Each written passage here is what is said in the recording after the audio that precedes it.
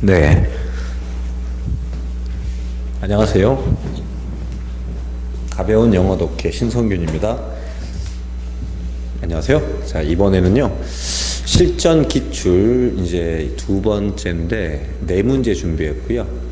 어떤 걸 했냐면은, 그 빈칸 문제하고, 그 다음에 그 감정 묻는 문제랑 주제 문제를 갖다가 이제 풀어보려고 갖고 왔는데요. 이제 오늘 우리의 핵심은 뭐냐면, 지문이 이렇게 있잖아요. 그 지문에서 우리가 과연 어디에다가 집중을 해야 되는가에 대한 말씀을 드리는 거예요.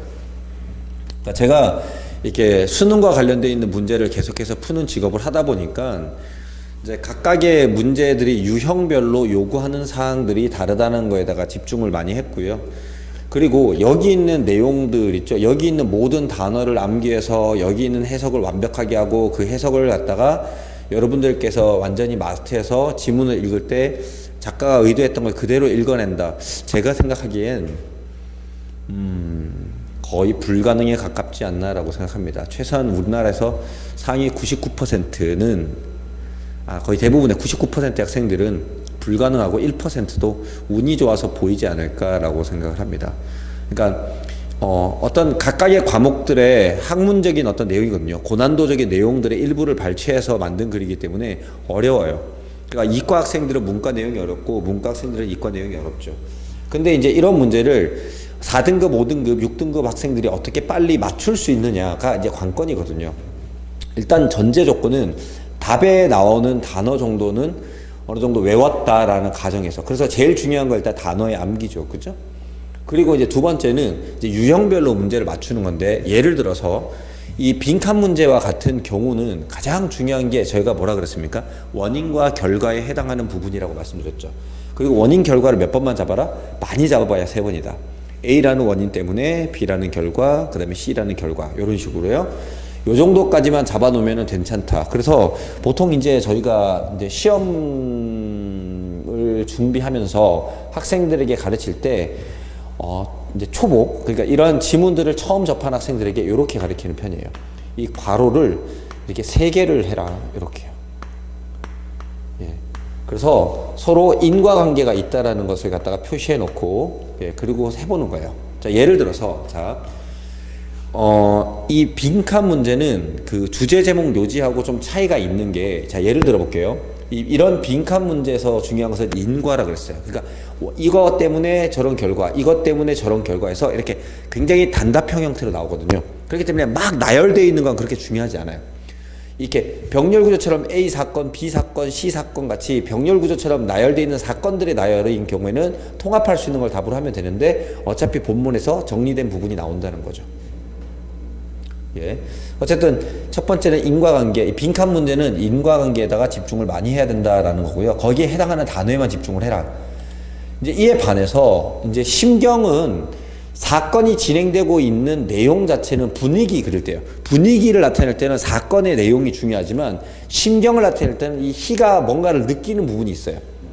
뭘 느꼈다라고 하는 그 부분을 갖다가 여러분들은 잡아내셔야 되는 거죠. 그리고 왜냐면 이 심경이니까요. 그리고 주제나 제목 같은 경우에는 여기에 사용되는 명사가 중요합니다. 막 나열되어 있는 명사는 영어에서는 중요한 게 아니에요. 그러니까 이렇게 농업과 물공급과 뭐와 이렇게 나열되어 있는 건 중요하지 않고요. 그냥 단답형 형태로 나오는 명사가 중요하다. 그러니까 주제니까요.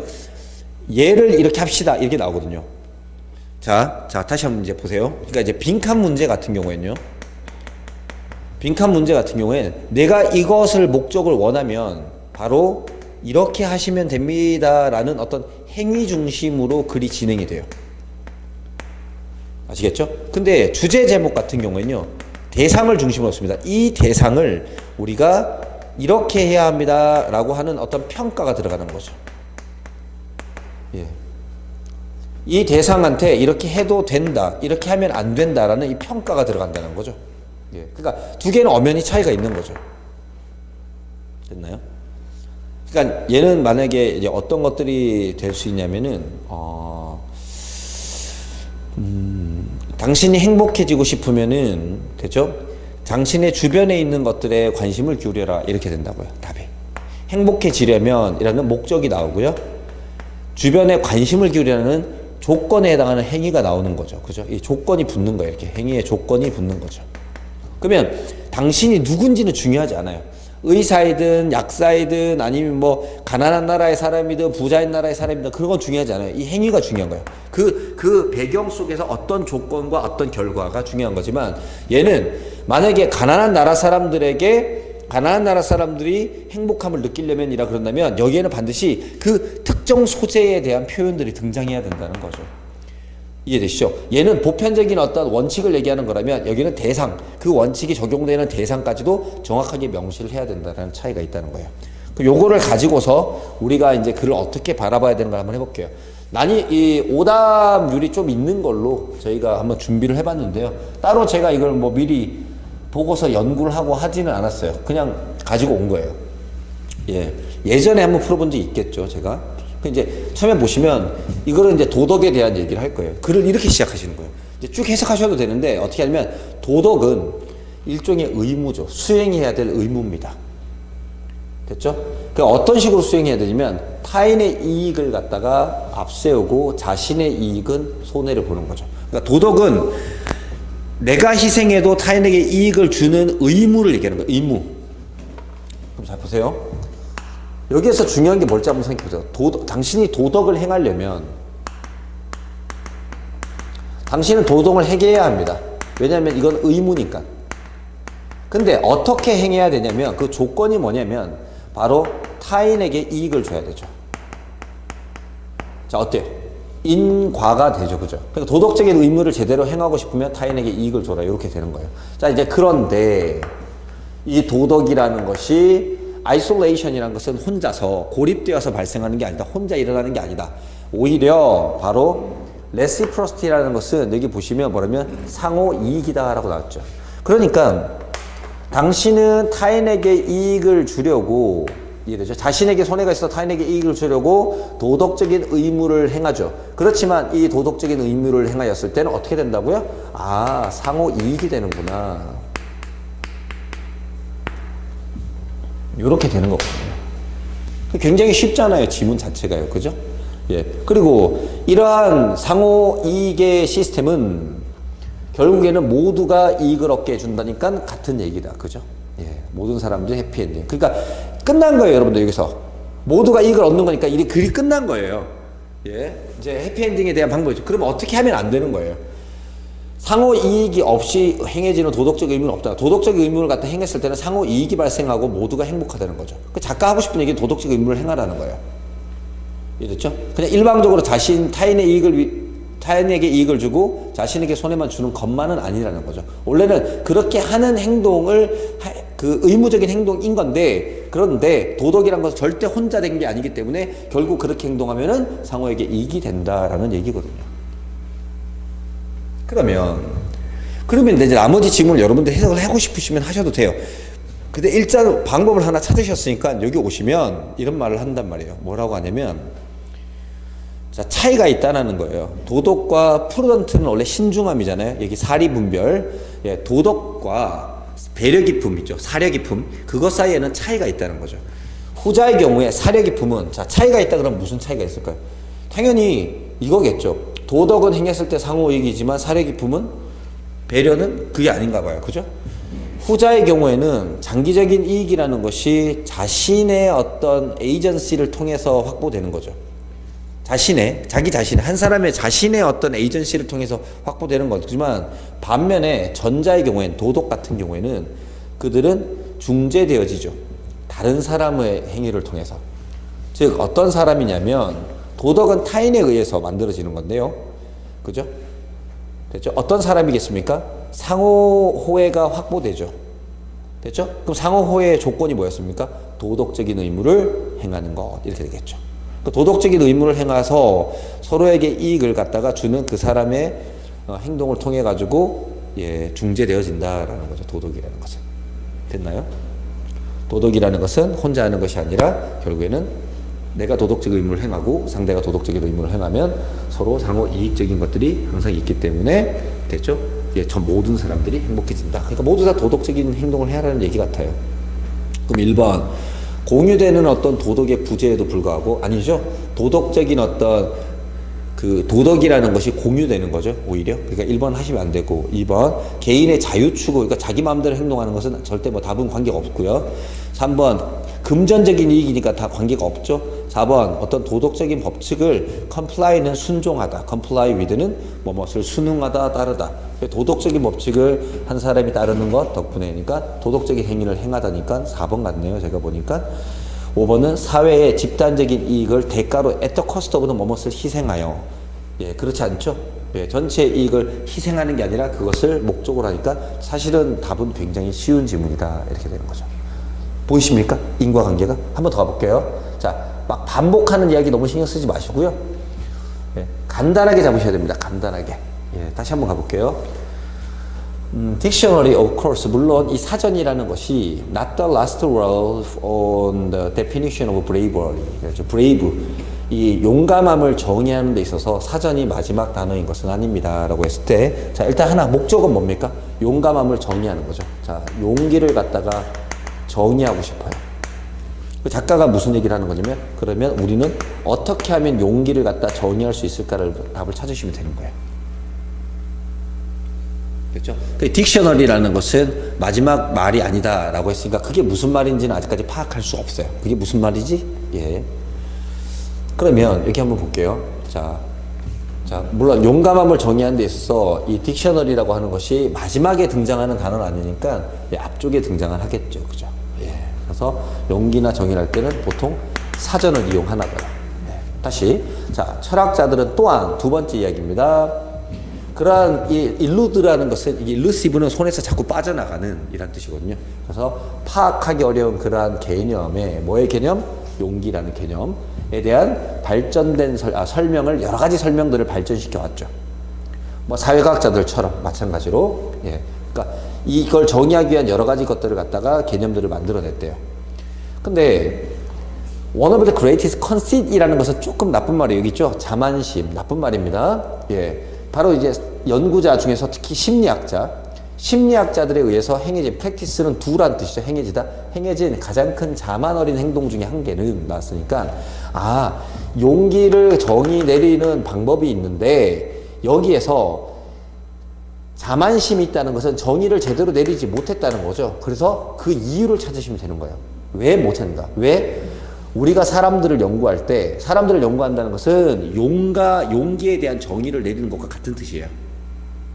사람들을 연구할 때 즉 우리가 사람들을 통해서 용기라는 것을 갖다 정의 내리려고 할 때 우리가 자꾸 빈칸하는 것을 안 하고 있다라는 거죠. 그러니까 작가는 이제 사전을 이용해서 용기를 정의 내릴 수도 있는데 그것보다 자꾸 근데 우리는 더 중요한 빈칸을 놓치고 있어 라고 하는 겁니다. 예를 들어볼게요. 수십 년 동안 나랑 동료들이 연구했죠. 행복에 대한 연구를 했고 좋은 삶을 연구했습니다. 이건 별 중요한 게 아니라 그랬죠. 그죠? 우리는 압니다. 모든 것들을 알고 있죠.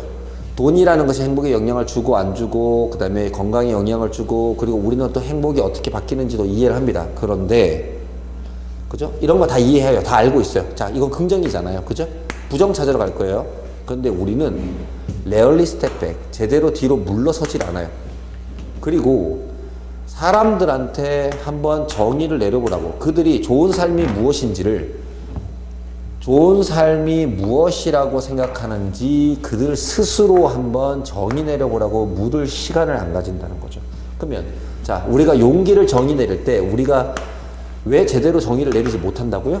사람들에게 직접 그거 자신들이 생각하는 용기가 무엇인지를 정의 내려볼 수 있는 시간을 안 가지기 때문이겠죠. 그죠? 그럼 용기를 정의를 내리고 싶으면 어떻게 하면 된다고요? 사람들에게 직접 물어보게 돼요. 사람들이 직접 정의 내릴 수 있는 시간을 주면 되겠다. 그죠? 내용이 생각보다 어때요? 쉽잖아요. 그죠? 이렇게 잡으시는 거예요. 복잡한 내용을 다 잡는 건 아니고요. 이렇게 잡으시고 글 전체 해석을 퍼펙트하게 하지 마시고요. 그러니까 작가가 하고 싶은 얘기는 결국에는 사전이란 단어가 중요한 줄 아는데 또한 이렇게 해가지고 이제 이거는 학업적인 거예요. 학문적인 거. 사전이라든지 철학자들이 만든 여러 가지 개념들 이런 걸 이용한 줄 알았는데 근데 우리가 가장 큰 실수 중에 한 개는 빈칸이다 라고 하니까 답은 사전이라든지 그 다음에 자기들이 발전시킨 여러 가지 개념들에 의존하는 것이라고 하셔도 되고요. 자기들이 그러고 있다는 걸 자꾸 까먹고 있다. 이것도 되고 다른 말로 여기서 뭐라 적혔다? 아, 사람들이 실험 대상인 그 사람들이 정의 내리게끔 요구할 시간을 가지지 않는다를 답으로 하면 되겠죠. 그래서 첫 번째는 연구에 참여하는 그들의 진정한 동기를 확인해라. 이런 건 관계가 없다. 그죠? 그 다음에 개인적인 질문을 하기 전에 그들로부터 신뢰를 얻어라. 관계가 없고요. 그들의 의견을 드러내는데 그들이 꺼리는 것을 take into account가 고려하다거든요. 그들이 꺼린다는 것을 미리 생각해라. 그 다음에 국적이나 성별 이런 거 생각해라. 이건 무슨 얘기인지 모르겠네요. 그 다음에 연구되는 그 주제에 대하여 그죠? 개인적으로 그들이 한번 무게를 두라고 요청해봐라. 이게 정답이겠다. 그죠? 그러니까 연구 대상인 그 사람들이 연구 주제에 대해서 자기들이 직접 무게를 재보세요 라고 정의를 내려보라고 요청하는 거죠. 어때요? 할 수 있겠죠. 희망이 보이죠. 그죠? 이게 원래 단어 4등급이나 5등급은 간단한 해석의 구조만 익히고요. 단어를 빨리 암기하셔야 돼요. 단어를 한 2, 3천 개 되는 단어를 외우는 데다 집중하세요. 수능이 2달 남든 3달 남든 1달 남든 거기에다 집중을 하시고 자기가 풀 수 있는 문제를 풀어야 되는데 그 문제를 푸는 방법의 핵심은 뭐냐면 각 문제별에서 요구하는 걸 잡으셔야 돼요. 그래서 자기가 이 빈칸 문제는 풀었을 때 원인과 결과라는 게 나와야 되고요. 걱정하지 마세요. 자기가 원인 결과를 잘못 잡았다 하고 또는 원인 결과를 여러 개 잡는다 하더라도 어차피 답은 거기 중에 한 개가 딱 있어요. 그리고 중복되는 건 없으니까 너무 걱정 안 하셔도 되고요. 최대한 많이 원인 결과를 잡는 연습을 하시기 바라요. 예. 그리고 막 나열되어 있는 거 있죠. A, B, C, and D 이런 것들은 다 무시하면은 글이 짧아집니다. 예. 너무 신경 쓰지 마세요. 그런 것들은. 자, 여기 한번 볼까요? 심경이잖아요. 이번에 문제 종류가 바뀌었어요. 그러면 여기 보세요. 파도는 서핑 타기 완벽했다. 그러면 아 좋구나. 이건 분위기고요. 데이브의 심경이에요. 그래서 그런데 데이브는 여기거든요. 그러면 느끼지 마세요. 아 데이브가 지금 뭔가 안 좋구나 이렇게 하지 마시고요. 그냥 심경이 나오는 부분을 찾으세요. 데이브는 보드 위에 머무를 수가 없었다. 그는 10번도 넘게 서 있으려고 했지만 할 수 없었다. 그는 느꼈다. 여기 보세요. 데이브의 심경이 나오잖아요. 그가 성공하지 못할 거라고 생각했죠. 아 나 안 될 거야. 그러니까 답은 절망하였다니까 답이 1번이 되는 거죠. 이런 부분을 찾으시는 거예요. 만약에 글의 분위기라 그러면 글의 전체 분위기를 나타내는 색상을 나타낸다든가 어둡다, 밝다 라든지 뭐 그런 표현들이 있어요. 그런 것들 잡아내시면 될 것 같아요. 나중에 한번 풀어볼게요. 그런 것들을. 자, 그 다음에 주제잖아요. 주제 제목에서의 가장 중요한 것은 뭐냐면 여기에 등장하는 단어 있죠. 예, 소재, 조건. 그게 중요한 건데 제가 예를 한번 들어볼게요. 이걸 가지고서 제가 만약에 빈칸 문제 형태로 풀었다면 어떻게 풀었을지 한번 해볼게요. 자, 우리는 보통 주장하죠. 자, 일반적으로 그래서 보통 사람들이 주장하는 건 전부 다 잘못된 얘기예요. 왜냐면 이 글을 쓴 사람들은 전문가라는 걸 기억하셔야 돼요. 어느 특정 분야의 전문가이기 때문에 일반인들이 주장하는 내용들에 대해서는 동의하지 않고 그들에게 잘못됐다는 걸 알려주기 위해서 이런 글을 쓰는 거거든요. 이 개념을 잘 이해하셔야 돼요. 그러니까 전문가들이 사람들에게 가르쳐주고 정보를 알려주기 위해서 이 글을 쓰는 거지 남들이 다 알고 있는 글을 갖다가 쓰진 않을 거예요. 예를 들어 1 더하기 1은 2라는 것을 굳이 글로 쓸 필요는 없죠. 예. 그래서 모르는 사람에게 알려주는 글이기 때문에 자, 우리들은 보통 사람들은 이렇게 주장하죠. 그러면 작가는 이 부분이 마음에 안 드는 거예요.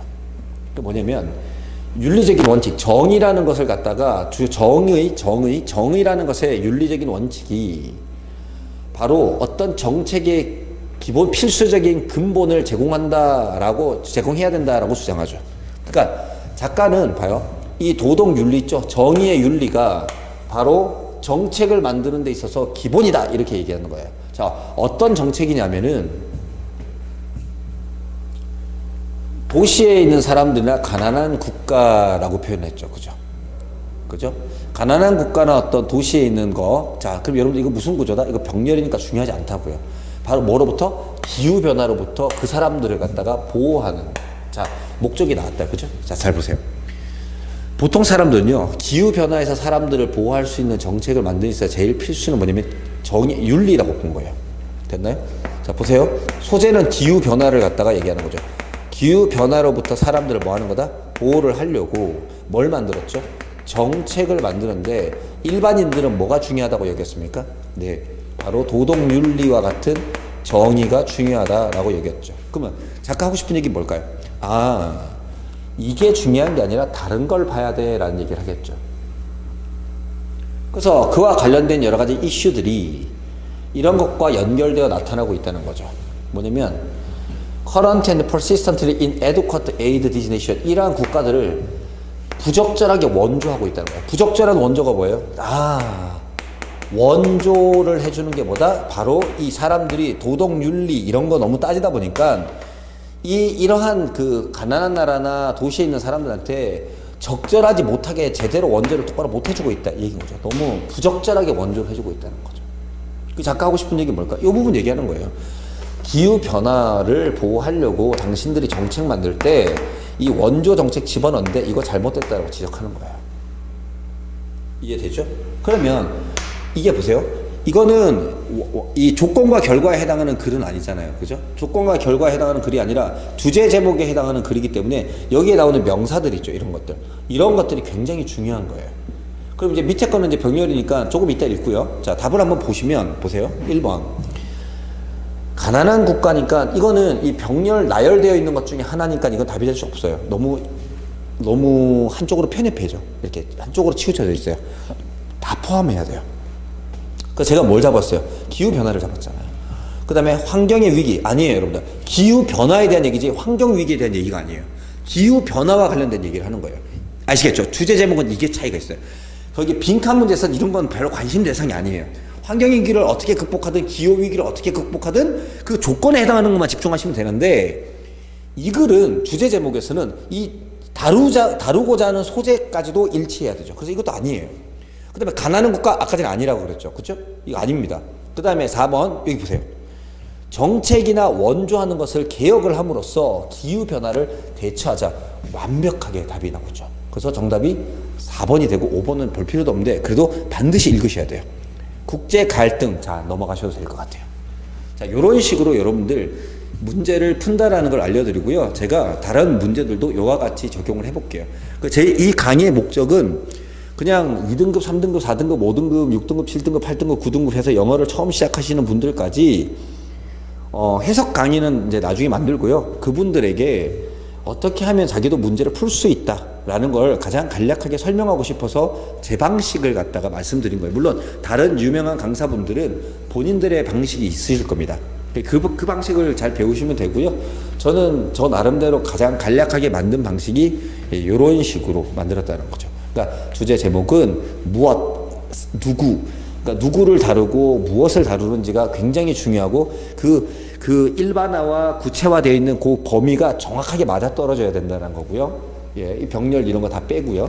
그 다음에 빈칸 같은 경우에는 원인과 결과에 해당하는 그 표현들, 이러한 조건에 의해서 이런 결과가 바뀌고 이런 조건에 의해서 좋아질 수도 있고 나빠질 수도 있고 하는 그 부분에 집중을 해야 된다라는 거기 때문에 가능한 한 이런 문제들은 유형별로 묶어서 풀어보시는 게 가장 좋다고 생각을 합니다. 그러면 너무 난이도가 높아서 해석 자체가 아예 안 되는 경우라 하더라도 띄엄띄엄 이용해서 그 표현들을 이용해 가지고 여기는 조건에 해당한 표현이 이거구나 라고 해서 그걸 이용해 가지고 문제를 풀 수 있다는 얘기를 해드리고 싶습니다. 고난도 문제들을 한번 다뤄보도록 할게요. 자, 이상 에듀맥스 스터디튜브 신성균 선생이었습니다. 자, 즐거운 문제풀이 시간이 되시기 바랍니다. 감사합니다.